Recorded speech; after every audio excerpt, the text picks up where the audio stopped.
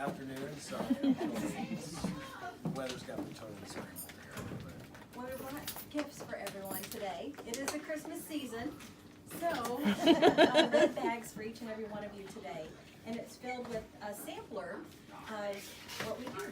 And so we're going to kind of go through what we have in our bag here of the services that we provide.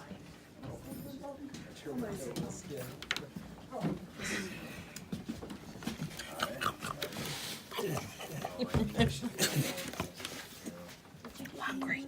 I do have one. I have to go back up front. That's what happens when they trickle in late. I was driving. We're not putting the blame on That them is at all. done. Hey, I was driving over the speed limit. I had the pedal to the metal. It pedal to the metal. I believe That's it. right, I did. believe I it. was coming up 80 miles an hour I up the believe interstate. it. Yeah. Thank you. I do too. Absolutely believe it. I do too. I do that all the time. Yeah. Yeah. If that's okay. You guys are more than welcome. Oh, well, thank you. Thank you very much. Hey, Sharice, it's snowing. It was doing something out there a while ago. All righty, so what, if you could, just look in your bag. Everyone received one of these brochures, the Southeast Prevention Resource Center brochure. And if you open it up, right in the center at the top, this is the grant, the Partnerships for Success grant that Josh and I worked for. And it gives just a brief summary of what the grant entails. But the whole purpose of the PFS grant is to focus on 12 to 18-year-olds on alcohol and prescription drug misuse. And so we go out into the community and we give presentations on alcohol and prescription drug misuse for that age range. And so we brought, for example, some alcohol simulation goggles that we're going to show you, and we brought an actual deterra bag that everyone received in their red bag. We're going to demonstrate one of those. Yes, are you familiar with those? Good, good. So that is the focus of our Partnership for Success grant, and it's a little piece under the bigger umbrella of the Southeast Prevention Resource Center, which has been around for about 20 years. The Partnership for Success grant is funded through the state, and it's just a 5-year grant. We're in year 4 of the grant, and we are funded, like I said, through the state Department of Mental Health, Division of Behavioral Health is where we get our funding from. So, all right. So yes. Cassie's going to demonstrate one of these bags. So, has anyone ever seen these prescription drug deactivation bags? Anything like that? So, one of the things that we do is we give these out to. Yes. One of the things we do is we give these out to pharmacies, nursing homes, places like Comfort Keepers, places that deal with prescription May, come in contact with prescription drugs or help. One of the issues that Cassie talked about is we were trying to fight the opioid epidemic, as it were. We work a lot with law enforcement.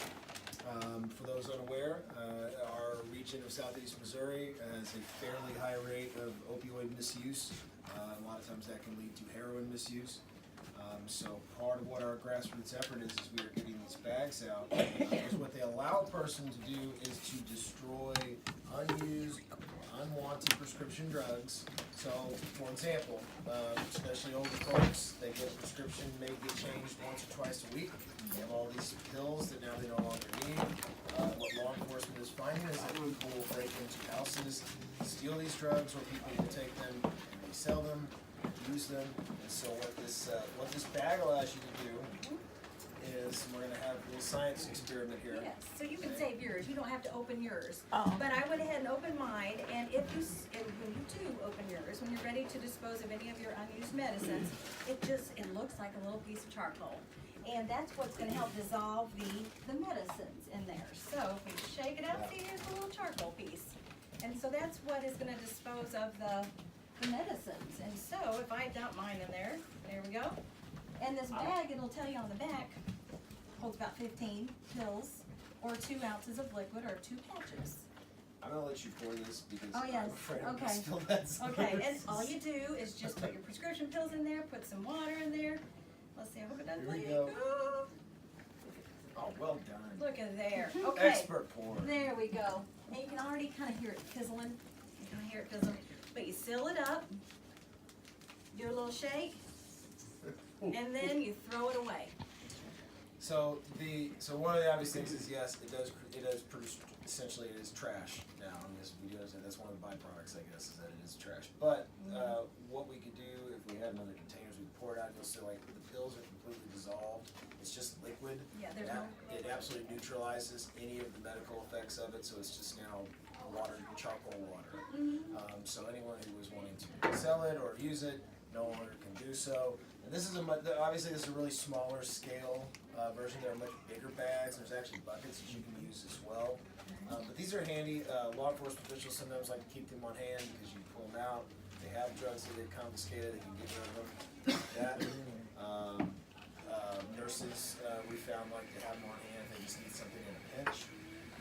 So even though it's a small apparatus, we've still found people really like them. They're very useful. They're handy to have. So that is what we've been giving out to pharmacies, law enforcement agencies, and nursing homes as well.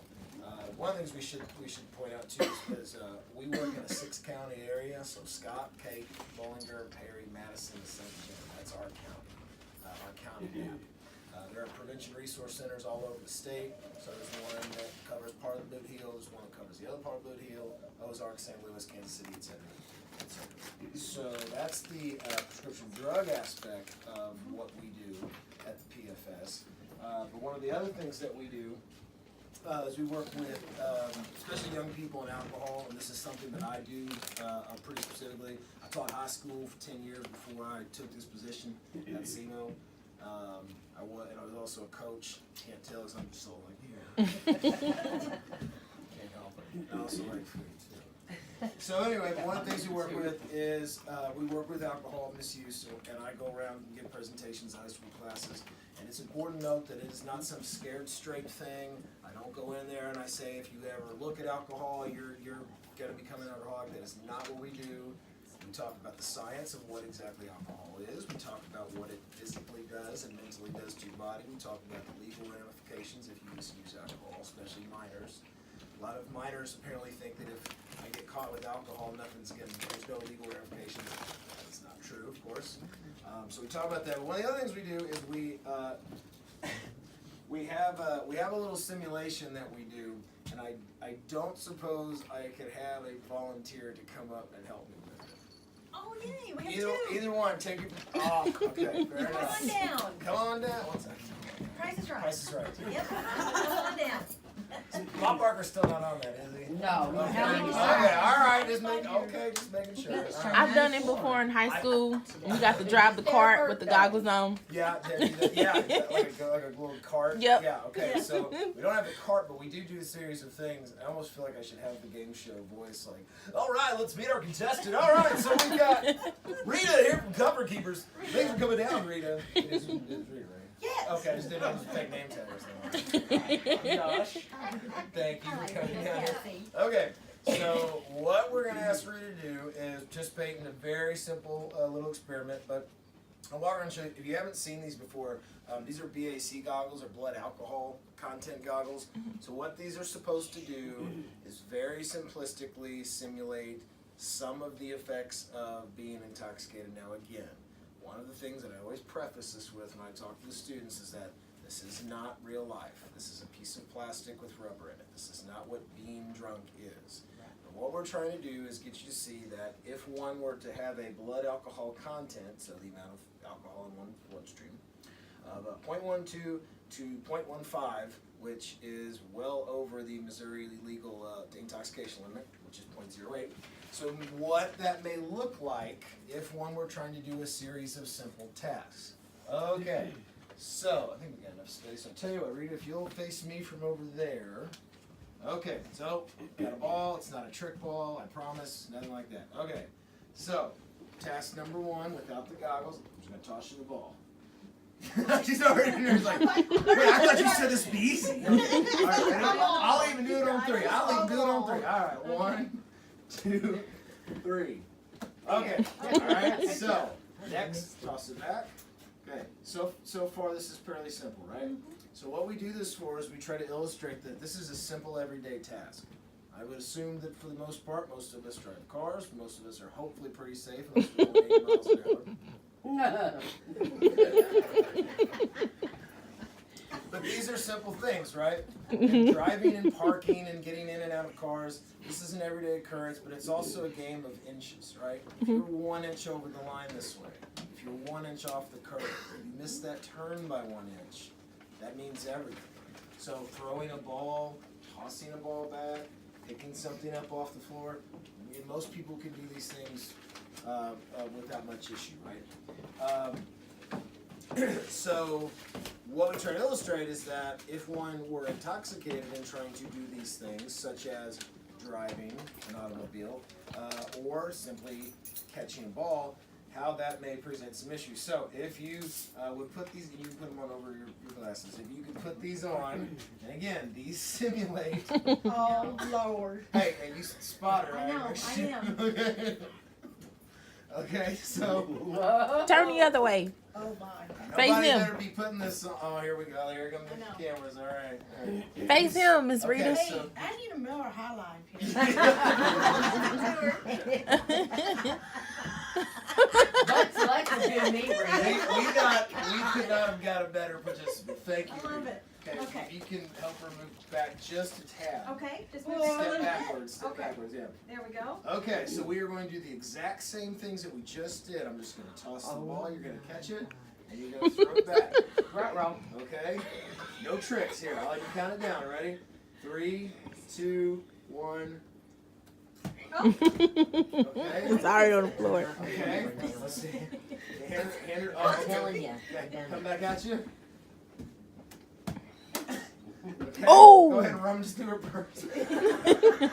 Don't- Run this to you. don't hit I'm gonna that hand this to you. step. Okay, How hold many on. Mallards Stay were right it? there. Stay right there. Okay, so you're gonna throw it back to me on 3. 3. Oh, Lord. Just a bit outside. Okay, I tell you what. One last thing. Could you walk in a straight line to me? Oh, no. Okay, fair enough. We're not gonna make her. If you want to go ahead and take them off. Yeah. Oh, man, that's enough to make you Are you sick. okay? Are you okay? Okay. Hold on a minute. Y'all give it up for Rita, please. Take a second for Rita. And this is what we often find, and I've done these several times illustrating to kids, and it still makes me nauseous to take them off and get back to reality. Yes. But so some of Yeah, really. but some of the things that these goggles obviously affect, it affects your depth perception, right? You notice she was clapping to catch it instead of catching the ball because when you have the depth perception, you want to reach out for things. Tossing the ball actually was just a bit outside to the left because it skews your vision, it skews your reaction time. So what we illustrate to students is that this is just a pair of plastic goggles. This is not affecting your brain. This is not affecting your dexterity. All of the things that affect you when you drive an automobile or you get into a car with somebody who is intoxicated driving an automobile. And so we try to have some fun with it, okay? But we always make a case to come back and be sincere about it and say that this is not real life. Think about how difficult it is with a pair of goggles and imagine what it would be like in real life. So those are just some of the things that we do. Our services are free to schools, to nursing homes, to law enforcement agencies because we are funded by State Department of Mental Health through a grant. So it does not cost schools anything to have us come in and give presentations. I just gave one to Orion High School on Wednesday. My days here. Great time, great kids, great class, and I personally just enjoyed going all over to all the schools, meeting kids, talking to them. Some of them are a little forthright about how they've been at parties where they felt peer pressured to drink. We talk a little bit about that, and that's one of the reasons I got into education in the first place. So. very good. And then the other piece in your red bag is a brochure on permanent prescription drug drop boxes. So we have all over our 6 counties that we serve. It looks like this. We have these green permanent prescription drug drop boxes, and they are located at a variety of different places in our counties. Mostly, you'll see it at the sheriff's, Bowling County Sheriff. You'll see it at police departments. You'll see it. We have several in Cape. We have actually our newest one is now on SEMO's campus at our Department of Public Safety. And these lobbies, most of the lobbies are open 24/7, so there's access to anyone that can come into the lobby dispose of your prescription drugs in a safe way. And that's more of a, like I said, a permanent prescription drug drop box. So it stays put. So you would just go to them and you put your prescription medicines in there. It's really good for bulk. If places have a locket if you're like from a nursing home or something like that, a bag would not fit. That's a really good place to do it. And then the DEA picks those up from those law enforcement agencies. And to tie it all together, I believe our concoction is done here. Yeah, pass it around. So I'm gonna actually show you. If I may pour in the sink, and it is completely safe.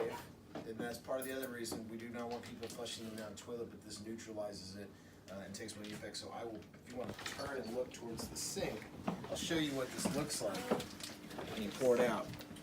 This one's open. Okay, that's good. All right. Oh, I don't. You know what? It was supposed to be warm water. Did they not dissolve? They didn't dissolve. They didn't. I mean, they're dissolved, but they didn't dissolve completely because they just say to be warm water, not cold water. Well, don't we look like fools now? Sorry. I could still bring. What's that? What's left in it? Well, the pills have all like sunken and collapsed, but they're not completely dissolved like they were because it wants you to use warm water. Okay, so there's the trick. Yeah. Does the package say to use warm water? Yes, it does. Does it say it on there? Yeah. Yep. Warm? Yeah, warm water. Warm water and wait 30 seconds. You had that office lunchroom refrigerator icebox Lukewarm water. Yeah, that's water. what you had. Yep, and sure enough, Yep. warm water. Okay, well then, there we go. Fair enough. Now you know. And yes, you bet. Now we know it has to be warm water to completely Yeah, dissolve. but they're still. I mean, they're squishy. You they're, couldn't pick it back up and out and No, take it. you couldn't do that. But plus, they would taste like charcoal. And everything. Ew. Yeah, Die. so you could dispose of it. Yep. And so then again, you would just throw that away, that whole container. So do you have any questions? That's, again, a summary of what we do. You said children starting in ages 12? Yes, so It's middle about and high grades school. 6 through 12 is Yes. kind of we mostly, a lot of what we do is high school, but we are for grades 6 through 12, and that tends to be about 12 to 18 Yeah. years old. I mean, that's give or take. It's So really that, about the grades. that's the age range that we cover. Have y'all seen cases that young before? 12? As far as prescription drug use, yeah. I mean, that's well documented. Yes. And they're getting younger. We have not seen it. Yeah. I mean, personally, because we're not law enforcement, but we talk to law enforcement officials, and oh yeah, that's definitely happening. Kids go to grandma and grandpa's house. Grandma and grandpa are not the most cognizant of what's going on. They go rifling through the cabinet. They find these pills. They take the pills because it seems fun, or they look like candy, or what have you. They feel the effects. Sometimes that's enough to make them never want to do it again, but sometimes it's enough to make them want to do it again because of the effects that it has. One of the other things that one of the things that law enforcement are telling us, especially in high school, and I can vouch for this because I saw this many times, pills that look like candy.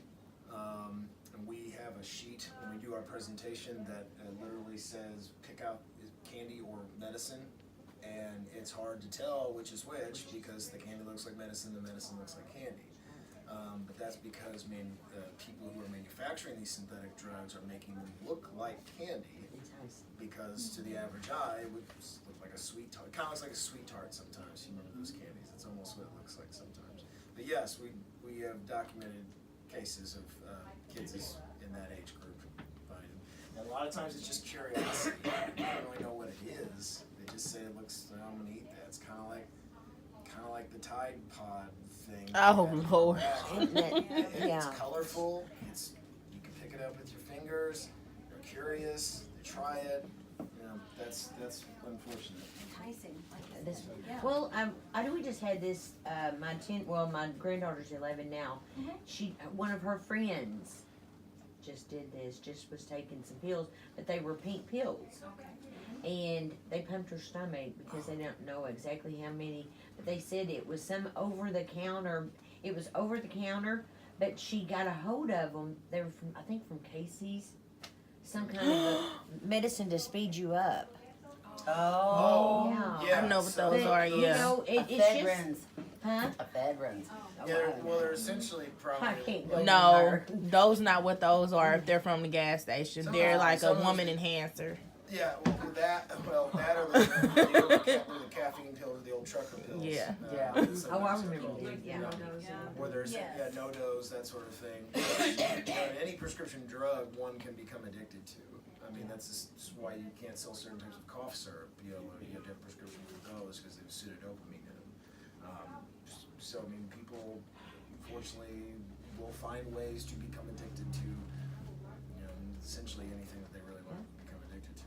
And addiction is so much more prevalent in that age range, 12 to 18. Anyone under 25 years old, much more higher risk for addiction because their brains are still developing. We have found now through several trainings that after 25 years old, you have a fully mature brain. Mm-hmm. And so that is a big reason why that addiction is so prevalent in that younger age. Any other questions about what we do or any of the services or anything in general? Okay. I have a question. Are those brownies homemade? Yes, Miss Millie made them, and she's a wonderful Looks like cook. there's an awful- it looks like there's an awful lot. Yep. Go ahead. Okay. Help yourself. He said he likes food. Thank Go to you. the right It's place. just over there. Yep. It's saying, it's calling. It's calling my name. That's right. Come eat me. See, I can't argue. know, Well, thank you for Thank you very much. having us. Yes. Very much. And again, if you'd like more information, we are on SEMO's website, but our Facebook page is probably where you find most information. You can see pictures of us going out and doing presentations and things like that too. Thank you for doing what you do. Yep. Thanks. I used to go around to schools with Say No to Drugs. Yeah. Yes. Yeah, Just say no. with the DARE program. DARE program, I yep. used to go around and We were with DARE, there's a DARE officer in Perryville, with the Perryville Police Department, Jerry Kane. Jerry She's- Kane? she Yeah. Okay, does good. a great job. So it's still out there. Oh, yeah. DARE's- yeah, I used to be New Madrid. I went to Oh, yeah. New Madrid Central. I went to elementary. I went to the Immaculate Conception. Been to the Sykeston schools. So, and I haven't done that since 09. Put my pills in her after I'm done. Thank you for having us. Thank you. No, I don't do good with it. No, I don't do good with it. Take a bow, take a bow, take a bow. I'm Brian. I work over at Legacy Hospice, and they just asked us to come in and talk a few minutes about what hospice is all about. Give you some pointers and things. Tom's going to talk a little bit on the side of how to managing once you get attached to patients and how you keep everything in check and all that kind of stuff, because it's really, really hard. You know, we're on the hospice side. Has anybody experienced the hospice with family members? Anybody? Couple from back? Like that. I take care of a lot of it. All right. I've done Crown Hospice before. Okay, so you know about it too. I'll give you a little of my background. My experience with hospice was 2013 with my grandma. She's 97 years old. She was at the end. They said, okay, we're bringing in hospice. And they made it comfortable and she passed in 4 or 5 days. That's just what most people think hospice is. So that's a big myth. What really works out well is if you can get to patients that end up being hospice eligible. If we can get 6 months before or longer before they end up having their normal run of the course of the disease state, we're able to do so much. And we're able to do things for the family as far as keeping them all going through the process without having a whole lot of extra weight put on their shoulders, because they're all trying to manage how to live. They're all trying to manage their jobs, their kids, all that, and then to also take care of someone. And they all think that's a burden. What our job is to do is to take that off of people and basically take over all that and try to assist. But you're able to take, families are able to keep it however they want, as much interaction as they want. They can do whatever they like and go from there. So on our side of things, what we'll do is we'll put together a team. And it's basically gonna have our chaplain, we got our group of nurses, we have our aides, we have just the group that's gonna get together with our medical director and so forth. But we'll assess the patient and figure out what the best care is. We kind of take over what the hospital was doing, so we'll manage all the pain, take care of whatever it is that they need. You guys call, or they call hospice when they need something, and we pretty much decide what what adjustments we can make, what we can provide. Another thing that's nice about it is that we provide all the equipment. So if someone wants to move their home, go back to their house after the hospital, we give them whatever it is they need, if it's a hospital bed, if it's whatever, it's the equipment respiratory wise. We do a pretty good job as far as making sure they get everything they need. So, that's the thing about all this is it doesn't cost anybody anything. Legacy's never asked anybody for a payment. They, whether Medicare pays, or we have our own indigent account that's set up also for patients that don't have insurance. We take care of it, we don't worry about it, so it's all good in that aspect. I'm gonna give you a couple handouts. This one's just about 10 points about hospice. You may know it, you may not, but this is kind of a nice thing to have. You can just take one and pass it along.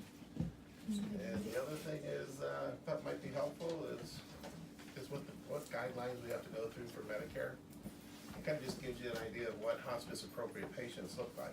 So you may see some patients that you're taking care of that are not on the system, that may need to be put on it. It's an option, you can call us at any time and we can talk with families and just talk with what the benefits and just, what the benefits are about being on a hospice, how we can help and all that kind of stuff. So that's kind of a nice thing to have too. So that's about all I'm gonna talk about. More? These are the other ones, those are the guidelines. I'm gonna let Tom talk about the really hard stuff. So, when you're treating patients, and you've been around them for a good period of time, you get attached.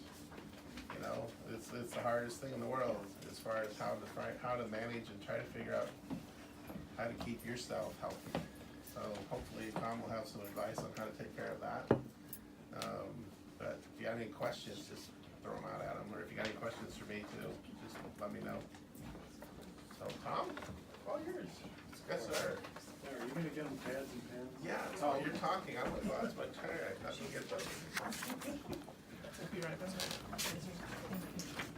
My name's Tom, and you guys have to be excited to have an in-service on Friday afternoon, and it's what, 2:10, and you're Yeah. yeah, wow, fun. I don't give any handouts. The work that you all do is underappreciated, undervalued. What you all do is incredible, amazing, superhuman, sacred work.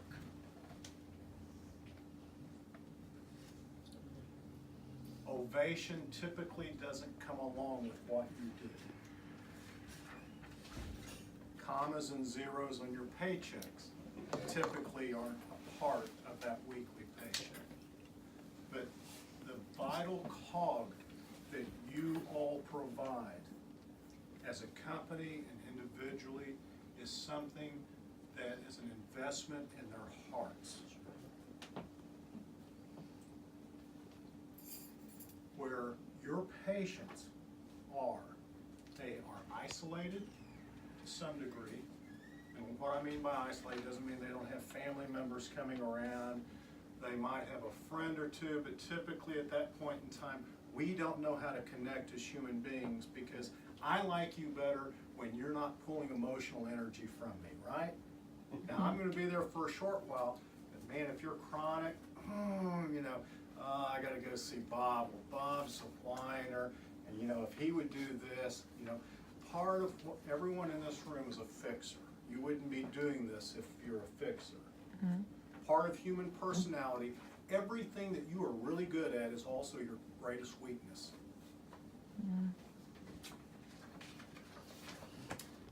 To be able to draw that line, to have that dichotomy between being a fixer, of being able to put yourself out there into someone else's life.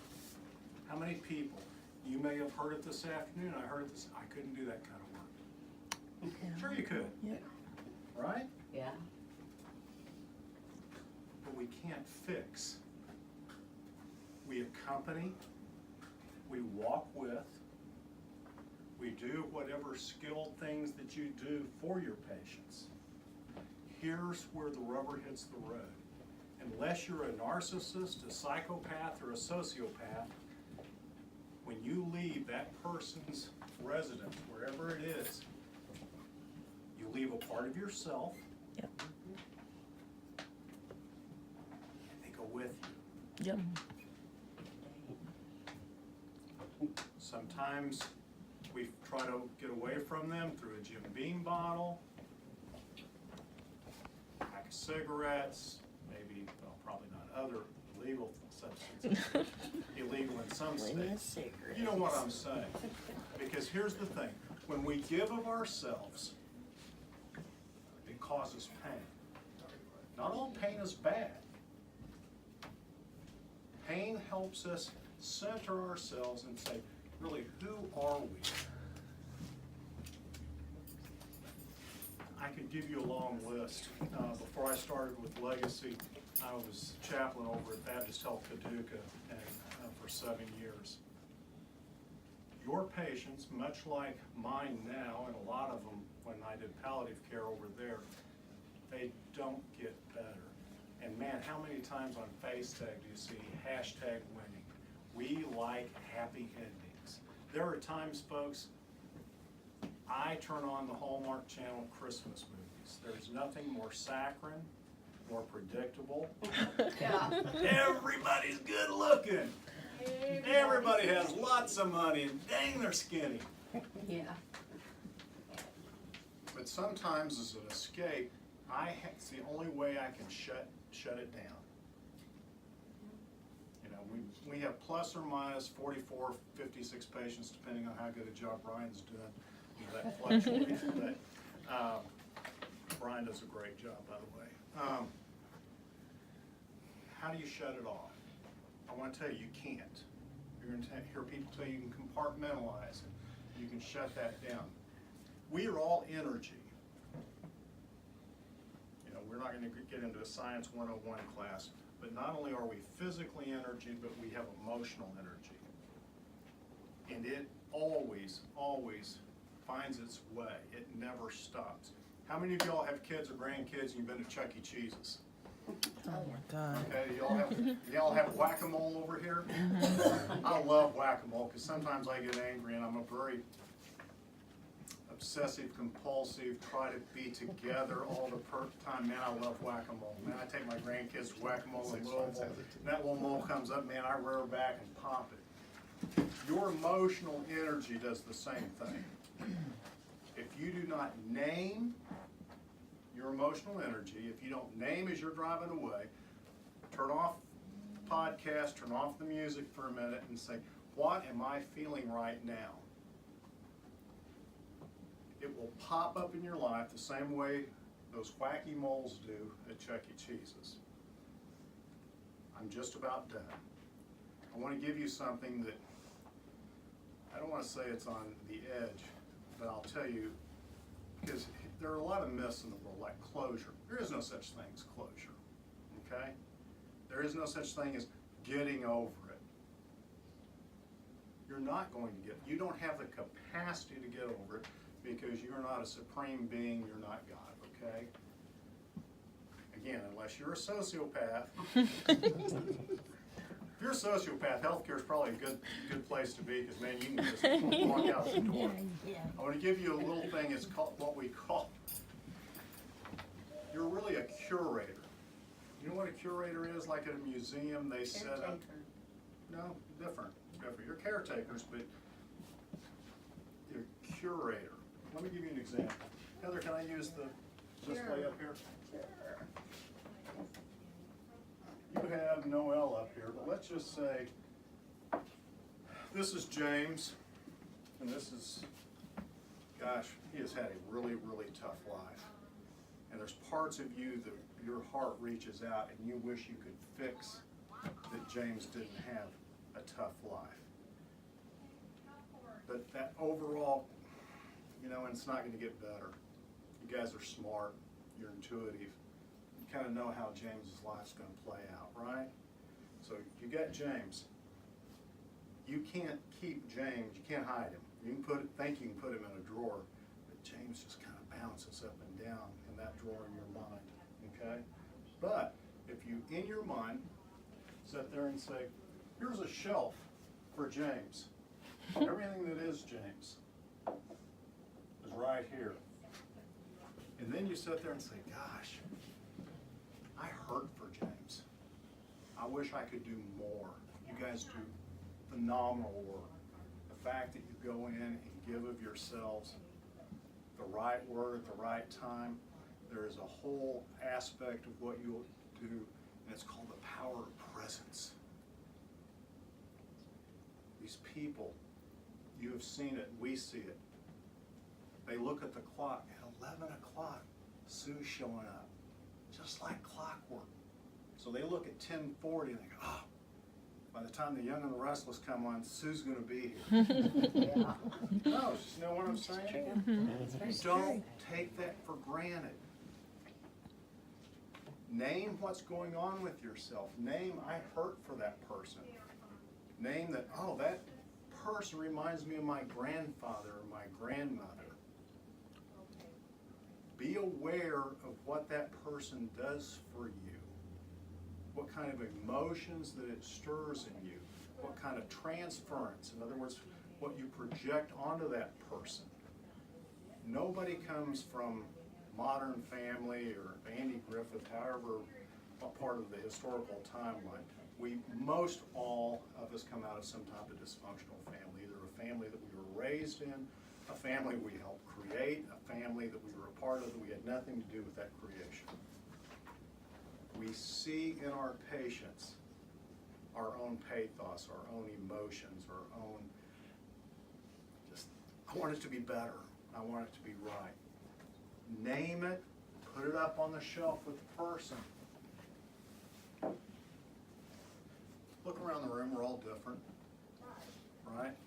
Nobody's the same. These people are not the same. For those of you who can remember back to, gosh, now it's probably second grade, but my freshman algebra class, we had variables.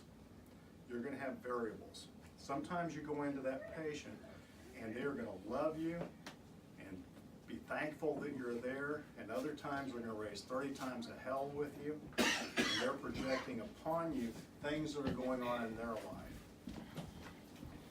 We can't take it personally, can we? No. But does it keep us from giving the kind of care that we are called to give? No. So, whatever experiences, and these change from visit to visit, okay? Whatever, and each patient's different. Right? Anybody got the same, each of your patients exactly the same? No, that's not how it works. If you don't curate, if you don't put these patients, I think I messed it up. Oh, there it is, Heather. You can't leave your patients at their residence. You can't keep your emotions in a drawer. You carry them with you. And the best way that I've ever heard it described, and I wish I could take credit for it, the type of connection that you have with your patients and how you deal with it. Have you all ever backpacked? Some of you all are young enough, you had backpacks at school, right? Ever had a backpack on? Mm-hmm. If you've had a backpack and you've hiked, let's say you have 35 pounds, and that's, an average load, okay, if you're camping up in the mountains. How easy it is for you to get up that mountain, how far it is for you to hike, is dependent on how you pack that backpack, how you arrange what's in it. What you do, what I do, what Heather does, what Brian does, we have to be able to pack our emotional backpacks in a fashion that it carries it with us. You will never leave what you do. Unless, of course, you're so. Anybody? Let me just get this out there. Anyone a sociopath? On you're occasion. okay. On occasion, it just On occasion. depends. Use things like taking your emotions and your patient's emotions on the shelf of your service life. Within your own emotional IQ and your own emotional journey, pack your backpack carefully. Find out how it goes best with you. You will not walk away from what you all do and experience, but you will find ways to carry it better so it doesn't keep you from getting as far within your service as you're called to do. Any questions? Somebody, I won't say who, gave me $20 if I kept it under 10 minutes, so you can catch me in the back room, It's okay? gonna be Heather. You guys have been great. No, I was Yes. gonna say, I take care of my parents, Mhm. and I take care of my clients, and I'm telling you, I'm very overwhelmed at times, but I can call this office, and if I'm crying, or if I'm going off, they know, somebody talk to me, Yeah. because I do get overwhelmed, you know, my dad he's going into his last stage of Alzheimer's, you know, and then I take, but I do it all, but I try not to let it overload me anymore, but it does sometimes, so. Yeah. I love what I do though. What's great with having a team like this, it's almost like you speak a second language. If you go out in a social situation or a church or a bar or whatever, you try to explain this to people, you kind of get that, oh, there she goes again. Or, I just wish she'd get over it. Haven't heard that, have you? Yeah. For those of you who know what Google is, that's a joke, you can laugh. Where's my laugh track, Brian? You promised me a I laugh. forgot it today. There is a study that we experience as caregivers called ambiguous loss. Like, how many of y'all have had a patient die? Oh my Oh, God. Jesus. Broke my heart. Amen. Were you related to them? Nope. Nope. No. Were they, so they weren't your parents, they weren't a child, wasn't a spouse, but the loss was real. So if you want a little bit more information on that, look up ambiguous loss. It is a thing. It is involved with trauma, it is involved with grief. It's a brand new because the clinical side of modern psychology said that wasn't a thing. They were completely wrong. Anything else? Any other questions? Y'all have been great. Next time will you laugh just a little bit more? There you go. Thank you, thank you, thank you. Do you have anything more for them? Notepads and ink pens are on the back table. I see them back there. I'll bring you a fan out of my trunk in a minute. I'll be fanning. I will leave you- Understand that, but you need to be notifying us so that we can make sure, because we have to justify it to the state why you're not clocking in and out.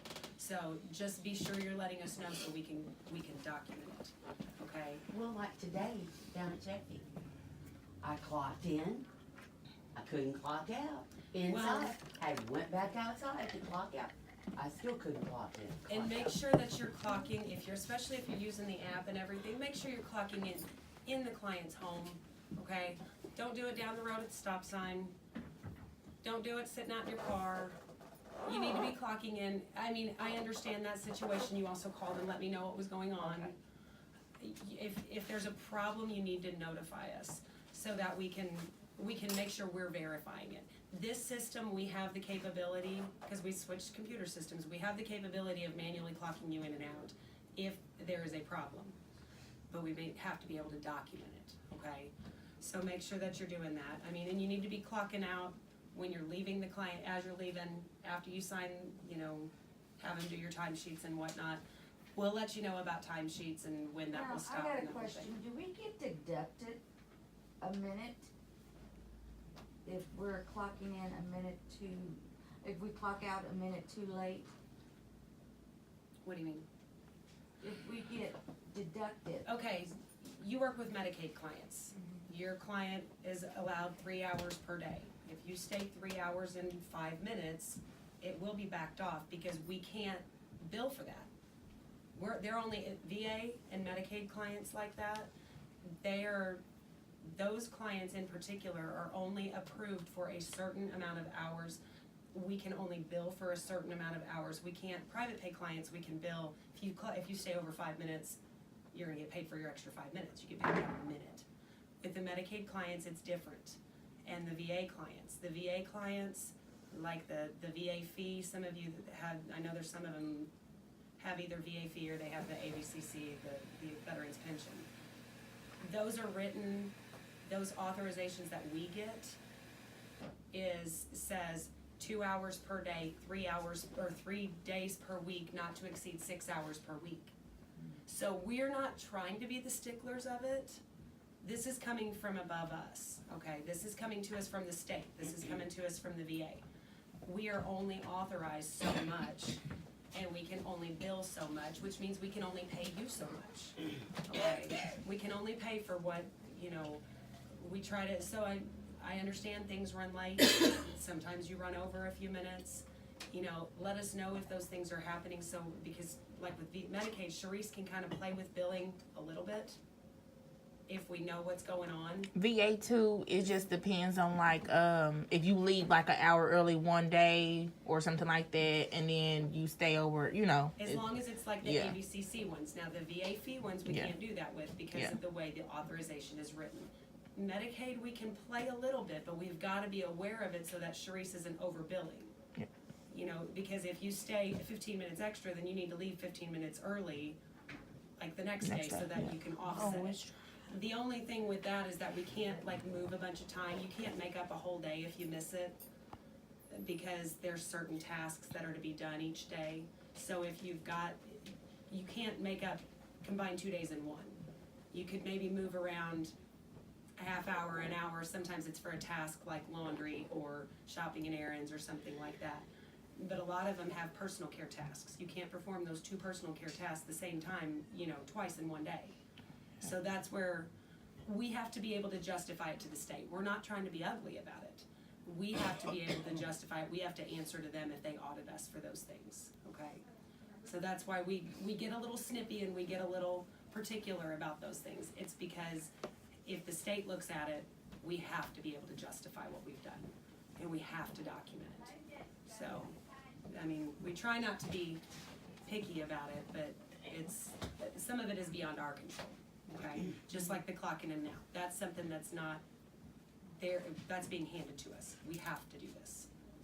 What about the clocking in and out? When you clock in, they say that you are late for your assignments. When you are, you know, you're This, not. okay, and I know everybody's getting, I know everybody's, as long as, every day is the same thing. as long as you are clocking in, we can go through and we've got a list of the visits, and it tells us, it flags them for us too, and we get the notices too.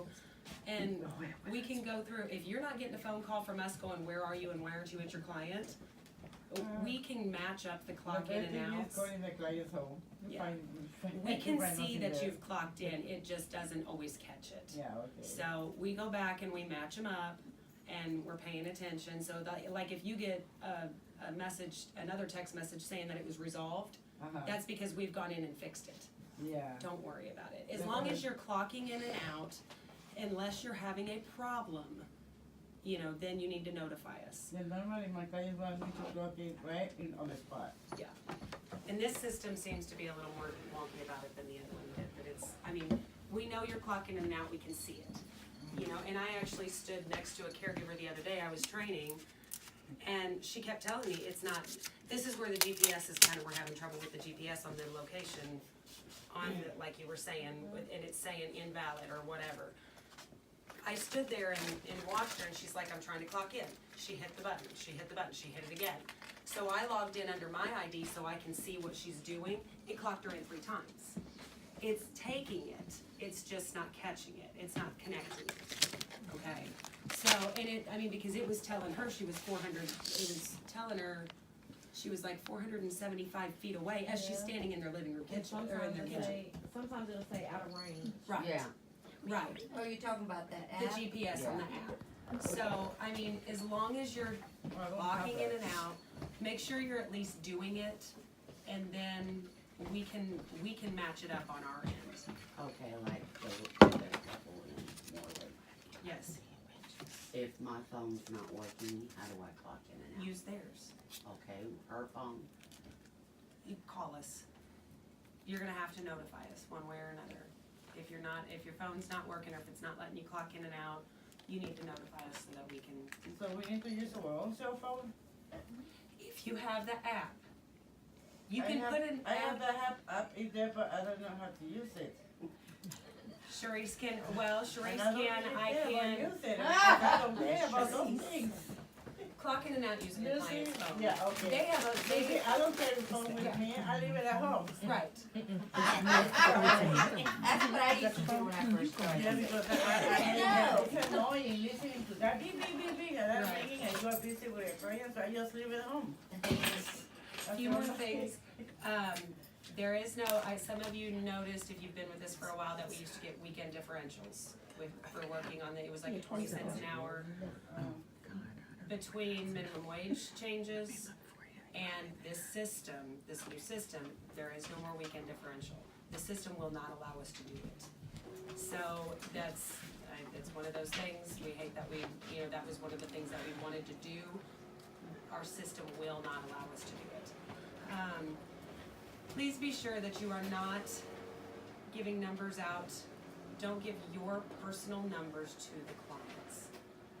The clients do not need to be contacting you directly for anything. If there's a problem, if there's a change, if their schedule changes, please, please, please have them call the office. Give them the office number. Tell them to call during business hours. Tell them to call me. I don't care. We're having issues with this, and it's becoming, I'm not pointing fingers, and it's not really anybody in this room. But we are having issues with clients contacting the families directly, or caregivers contacting the clients directly, or vice versa, changing their schedules. Caregivers are getting upset, clients are getting upset because they're not doing what they want them to do or whatever, and it's becoming an issue. Not only that, you start changing your own schedules, it throws you into overtime. We can't have that. We can't be throwing into overtime. So those charges are gonna be passed on to clients, or we're gonna have to cut your hours somewhere to deal with that. So don't be changing schedules or whatnot. Everything needs to come through us for two reasons. One, for that reason. The other reason is liability to cover you guys' butts. If you're not on our clock, if you're not on our schedule, you're not covered by our insurance. If something happens, workman's comp, you get in an accident, whatever the case may be, running for a client, you're not covered. So make sure that if you're working a shift or if there's a change, you call and let us know. I've called several times and let y'all know. Your schedule gets screwed up all the time, and I don't know how that happens.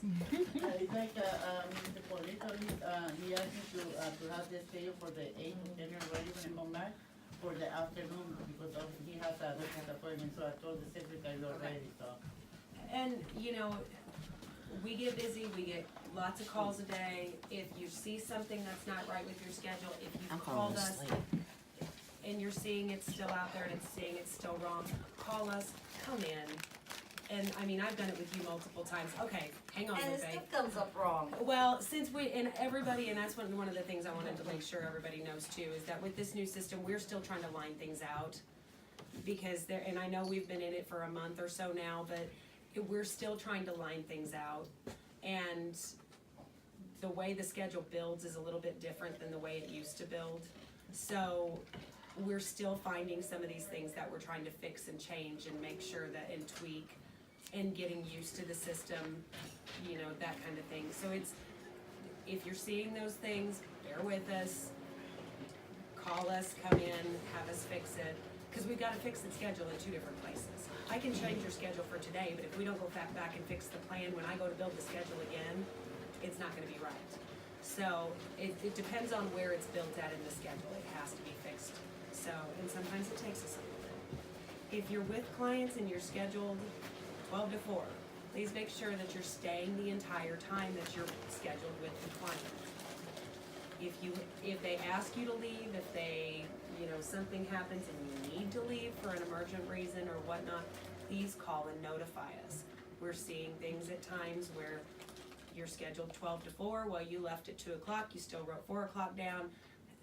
Those charges get passed on to the clients get upset because you weren't there the whole time. We need to be aware, again, liability reasons and everything else. We need to be able to make sure that you're doing what you're supposed to. It's not that you're gonna get in trouble necessarily, we need to know what's going on.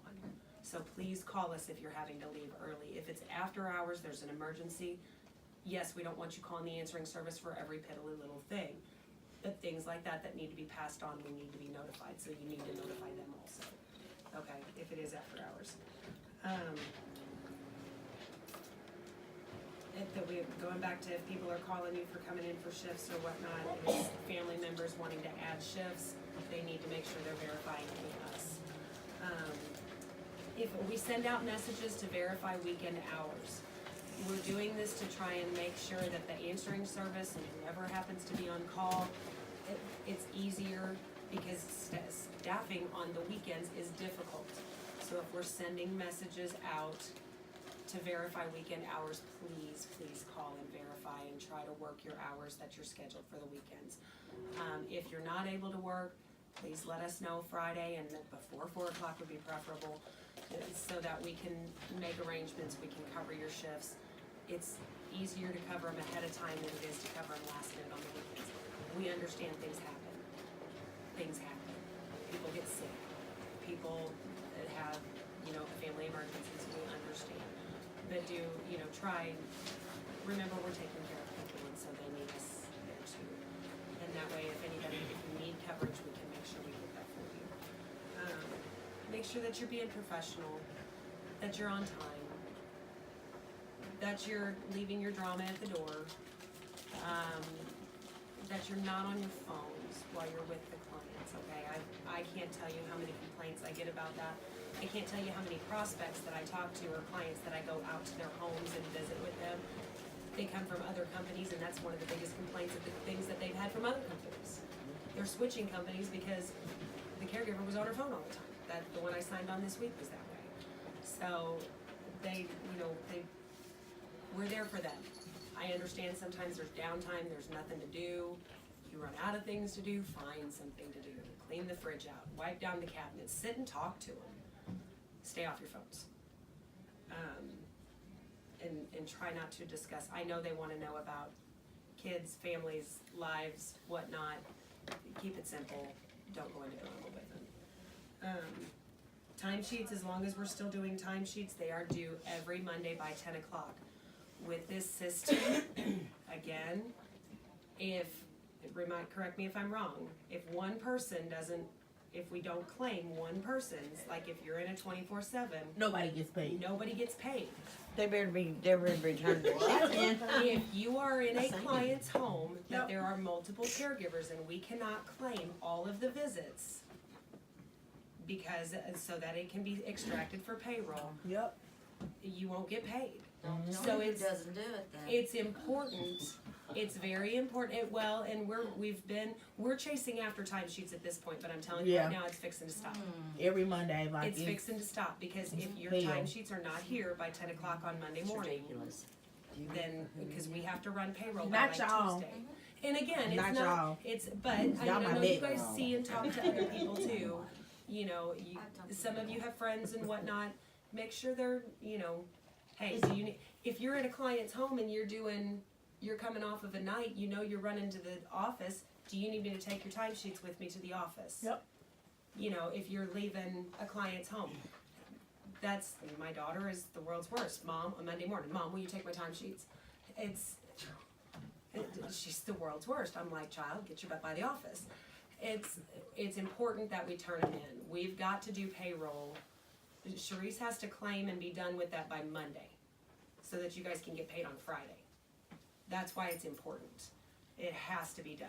Is that like, are you talking like in a 24-hour period? I'm talking about in a week's period. A week's period, not a month's period. No, in a That's week's just period. bad. In a week's period. Now, there again, clock in and out. Yep. If you're clocking in and out, then it's not an issue because we can verify that you were there. Even if we don't have your timesheet, it's gonna verify and claim your shift. Because again, we're doing away with timesheets. So that's not gonna matter. At this point though, we still need those timesheets because we're verifying what's going, we take the timesheet, we take the time clock. Okay, now, I called in the other day. And I don't remember whose phone I called in from. It might have been mine, I don't know. It was yours. I think I talked to you. Anyway, what I was gonna ask, I done forgot, oh my God. We'll come back to you. There's things, if you guys have mail here, like pay stubs, client Still? information, stuff, if you do, check. There's stuff up front, so I mean, a lot of times if you're having us print your pay stubs, come pick them up. Otherwise, they sit there. They sit there and they sit there and then they stack up. So, I mean, come get your stuff. The one last thing, and I mean, there again, I'm smoking at clients' homes. We've had issues again and still of people smoking at clients' homes. It is not allowed. If you cannot get through a shift without smoking, if you are a smoker at that client's homes, don't pick up those shifts. Because it is not allowed. I don't care if the client is a smoker. It doesn't matter. We are not to be smoking at clients' homes. Some of these clients have a lot of respiratory issues, they have breathing issues, they have different things going on, they don't need to be around it. Let us alone the fact that it's against our policy. So be sure that if you are a smoker, if you can't handle those long shifts because you are a smoker and you need to step out, don't pick those shifts up. Or find other ways to do it. That includes e-cigarettes, things along those lines. They're not allowed. Questions? Comments? Or just ask Heather, she'll buy your nicotine patches. I just have one request, and not from y'all because I call y'all my vets, which means y'all know everything. I don't even have to say anything to y'all. Let y'all do y'all. That's why I call y'all the vets. But The what? the vets, The vets. like the veterans. Oh, the veterans. Yeah, vets. I Well, don't and bother that's why y'all. I feel bad going on and on about some of this stuff. We have to go over it, but Yeah, you guys are not the ones we have issues with. pretty much. Y'all the good guys. The ones that you generally show up. Yeah, What's your never request? want to show up. Oh, thanks God. But you do, especially No, What's no, your no, I'm request, talking about. Sharice? Huh? What's your request? Nothing. That was it. I just want to say that. Oh, you didn't even say what you wanted. She had got like No, You just want to be heard. Yes, Yeah, ma'am. pretty much. Hey, I have a question. Say like I'm at a client's home and I'm waiting for another caregiver to come. I cannot leave till that caregiver showed up, correct? That is No. correct. If you are with a 24/7 client, you must not leave. If your replacement does not show up, you must call us. You cannot leave those clients. Most of you know if you're with a 24/7 clients, which ones, because we're pretty vigilant about telling you this is a 24/7, you must not leave. You know that you've got somebody following after you. Because we try and keep pretty core people in with those clients. We try and keep the same ones in with them as much as possible. But the other thing with clocking in and out is the person leaving must clock out before the person coming in clocks in. See, that don't happen. It needs to be happening. And I've been telling them, and they say, don't worry about it, don't worry. Well, fixed what's gonna happen is the time is gonna get adjusted. And I cluck out, and I said, aren't you What gonna happens? clock in? Oh, don't worry about it. What's gonna happen is the time is going to get adjusted on our part. And Because whoever we're gonna, whoever time never mind. But what I usually do, whoever times is like the earliest and who's the latest, I fix it to where whoever clock in, say like 7:24 is supposed to be there at 7:30. The other person don't clock out till 7:32. That person time getting cut. The one who clocked out at Just make 7:32. sure that, you need, because I worked 15 minutes late because that girl did not show up well, and 15 that's, minutes after. write it on your time sheet. I did write in the back sheet. And that's because, got you. but, what's that? Is it including with the app, when they come in and say, oh, I already clocked in with the app? And there again, if They you're supposed to seeing be in there. some of it, and especially if it's with some of the newer girls, because we have these mandatory meetings for everybody that's been here more than a year, and it's a lot of times it's the younger ones that we have the trouble with. And I don't mean younger as in age, I mean younger as in newer. Because they're